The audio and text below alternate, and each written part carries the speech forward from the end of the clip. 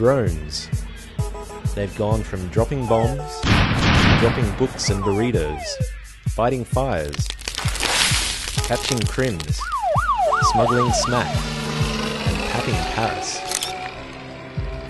The civilian market for drones, or UAVs as they're also known, is increasing rapidly.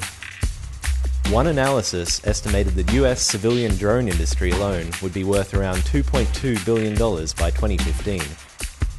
By 2020, this would rise to almost $8 billion.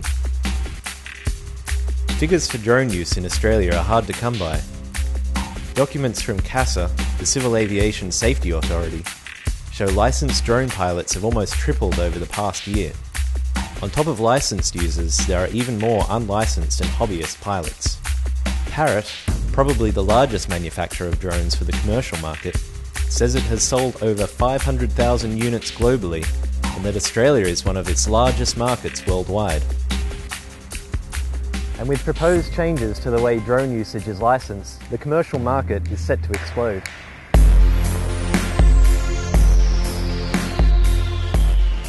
Ron Barch is an aviation law expert, and he's also the head of UAS International, which sells and distributes drones. They've all culminated to make UAVs not only accessible but very much affordable as well. And the affordability, because the price keeps on coming down, and the accessibility of being able to buy a wide range of UAVs off the internet has culminated in the fact that regulators and governments are getting very concerned as to how they're going to adequately harness this new technology. This increased availability has resulted in drones being used for everything from firefighting to activism. Mark Pearson is a member of Animal Liberation New South Wales. He's been using drones to film farms. Hector, the feisty hectocopter, with 6 blades spinning around, has been very, very busy and has collated 4 lots of very important evidence showing misleading and deceptive conduct or failure to provide adequate shelter and protect animals from heat stress. So it's been busy and it's been effective, and it's causing a storm.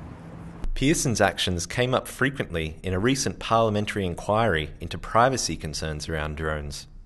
There is an enormous amount of surveillance which is a very strong public interest use in terms of firefighting and so on. So and farming groups and so on also can see enormous benefit for themselves in using unmanned devices, etc. However, some farmers have been the subject to surveillance for different by different organisations, and they feel that that's been an invasion of their privacy.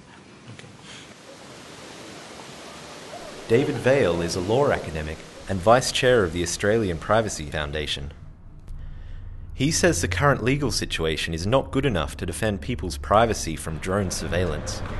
The legal situation for farmers or for anyone else is not very good. There's no constitutional right in Australia to virtually anything, including privacy. So for the farmers and for the rest of us, we're really not very well protected at all.